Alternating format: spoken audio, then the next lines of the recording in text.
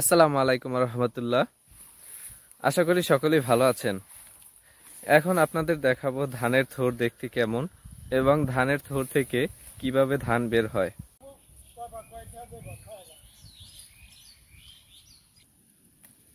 এই যে দেখতে পাচ্ছেন, ধানের বীজ রোপণের কিছুদিন পরে এই রকমের অবস্থায় থাকে। 2 মাস বয়স হওয়ার পরে ধানের বীজে থোর চলে আসে। থোরগুলো দেখতে কিছুটা কলমের মতো বলা যায়। এই যে দেখুন, মোটা হয়ে গেছে।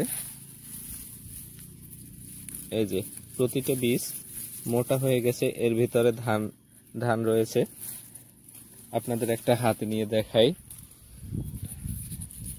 এই যে দেখুন, এর মধ্যে ধান রয়েছে। এখন আপনাদের এর ভিতরে ধান দেখাচ্ছি। এই যে দেখতে পাচ্ছেন, মধ্যে ধান দেখা যাচ্ছে। একটা থরে প্রায় 50 থেকে 100 ধান হয়। ভালো হলে থোরটা যত মোটা হবে ধান তত বেশি হবে। এর জন্য ধানের পরিচর্যা করতে হবে প্রতিনিয়ত। ধানের বীজ যত পুষ্টিসম্মত হবে, প্রতিটা থোর থেকে তত বেশি ধান পাওয়া যাবে। ধানের থোরটা থেকে এই ধানগুলো বের করলাম। এই ছড়াটা প্রায় 100-র বেশি ধান রয়েছে। থোর থেকে ধান বের হওয়ার 10 থেকে 15 দিনের মধ্যে ধানগুলো পেকে যাবে।